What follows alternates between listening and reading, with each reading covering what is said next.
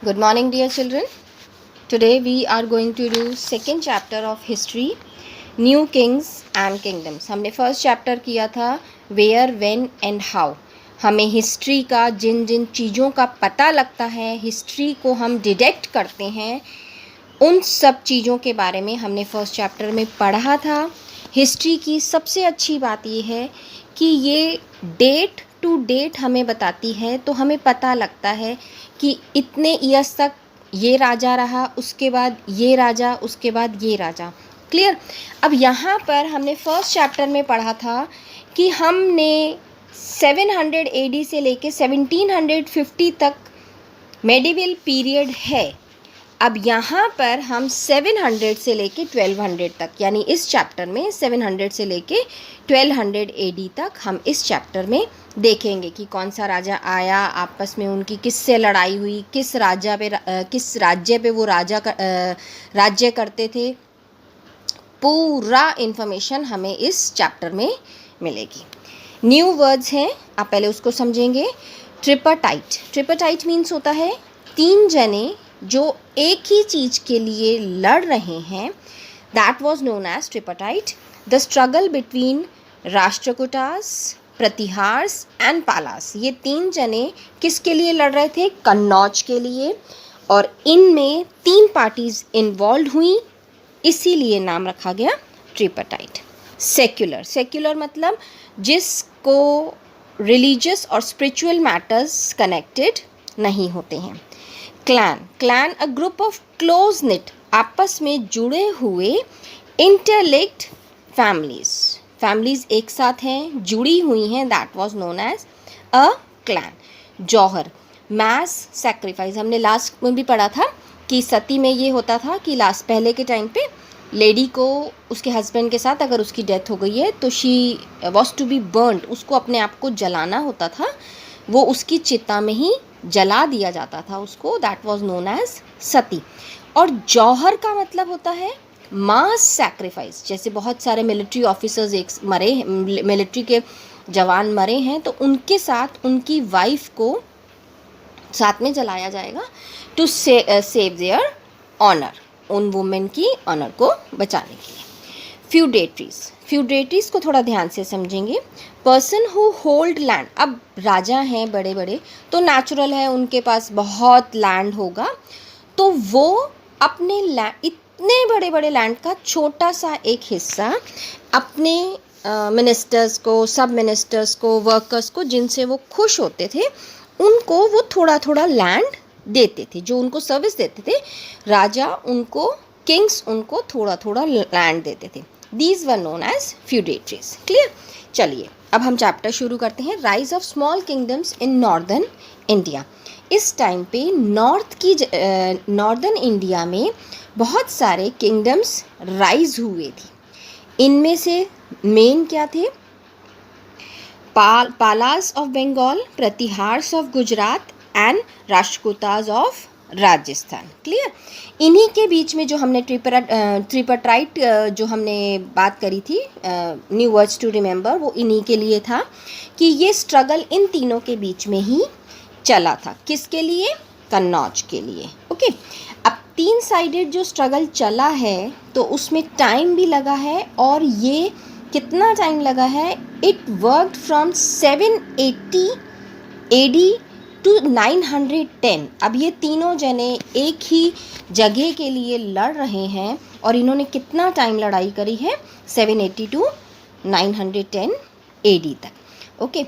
अब इसके बाद इम्पॉर्टेंट चीज़ क्या हुई? जब ये इतने टाइम तक उसके लिए लड़ते रहे, दे फॉट, दे कॉन्फ्लिक्टेड, तो उसका रिजल्ट क्या रहा? उसका रिजल्ट ये रहा, वो अपने आप में वीक हो गए. तो इनको भी किसी ने सप्रेस करा. किसने? Rashtrakutas were subdued by the Chalukyas. Rashtrakutas को किसने सप्रेस कर दिया? चालुक्यास को. चालुक्यास ने. Palas were thrown out by the power of Senas. The Pratiharas empire disintegrated into the number of small kingdoms. अब प्रतिहार्स जो थे वो छोटे छोटे किंगडम्स में बट गए.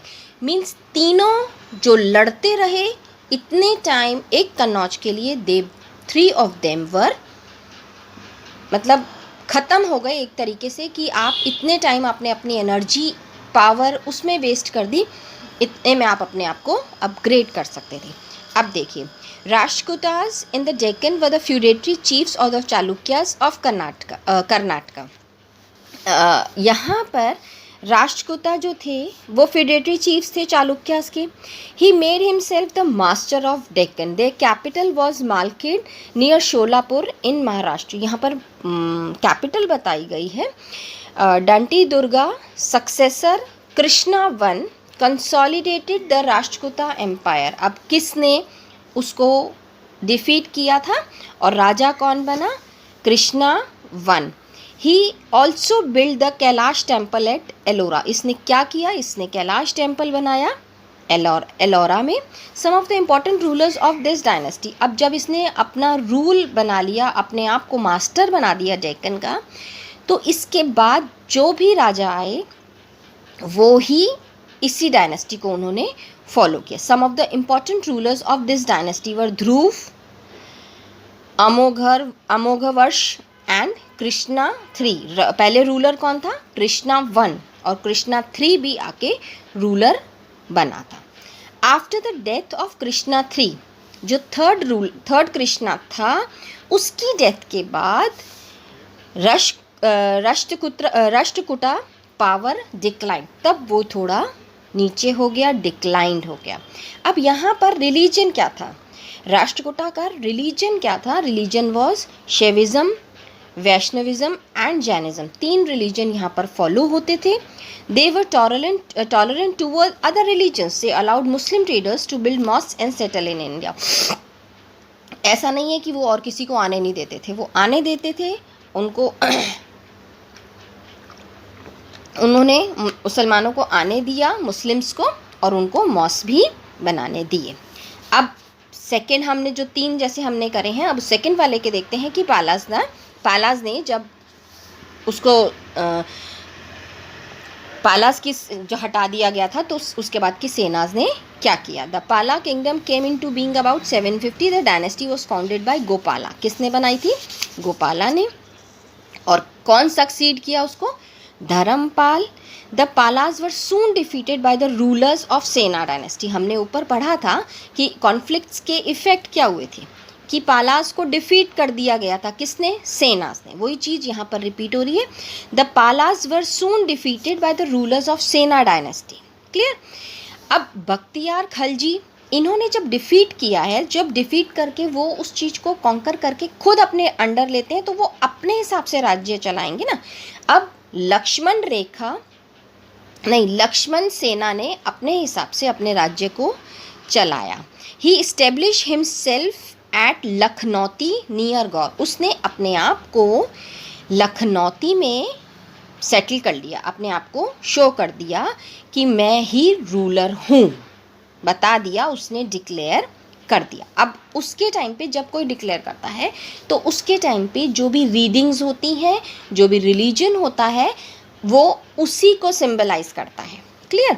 Patrons of learning, religion and art. The Palas were great promoters of religion. वो बहुत प्रमोट करते थे रिलीजन को, art and literature. They were responsible for the spread of Mahayana Buddhism. इन्होंने किसको क्या स्प्रेड किया? महायान बुद्धिज़्म को स्प्रेड किया in Tibet, Nepal, Bhutan and Burma, Myanmar. Right? The Palas maintain close trade links with cultural contact with South East Asia. अब इन्होंने क्या किया है? किससे कॉन्टैक्ट बनाए हैं? किससे ट्रेडिंग लिंक बनाई है? With South East Asia. अब Gurjar प्रतिहार्स। King Nagabhat set up Gurjar Pratihar dynasty by defeating the Arabs in 70 AD, 738 AD। यहाँ पर राजा भोज सबसे बड़ा रूलर था। उसने अपने राज्य को इतना एक्सटेंड किया, कहाँ से? Bihar in the east, Kathiawar in the waste.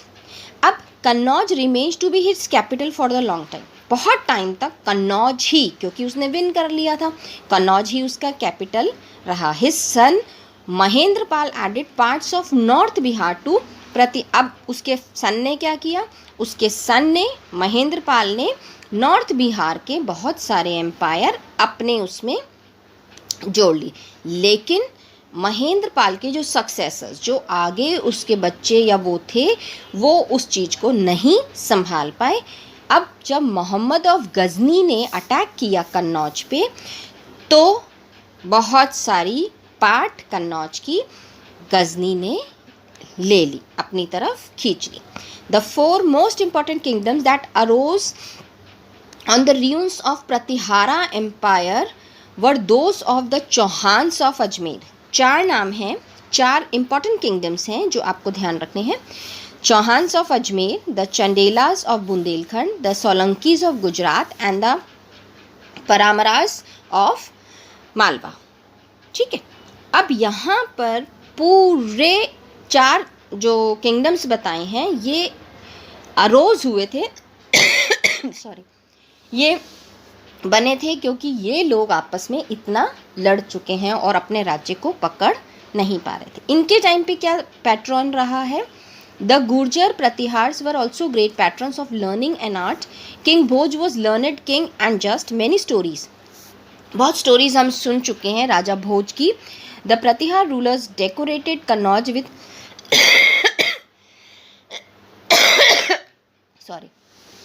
with beautiful buildings and temples. They sent their ambassadors to Baghdad. अपने एम्बेसडर्स वो कहाँ भेजते थे? बगदाद, जो आज के टाइम का इराक है। This contact led to promotion of Indian philosophy, science, astronomy and mathematics in western Asia. जब आपस में ट्रांजैक्शन होता है तो वो चीज़ इलेबोरेट होती है, आगे से आगे बढ़ती है। वही चीज़ यहाँ पर हुआ है। Okay, here we complete with half chapter of chapter 2. We will be doing second part in next video. Be ready with it. First part and then second part. Okay.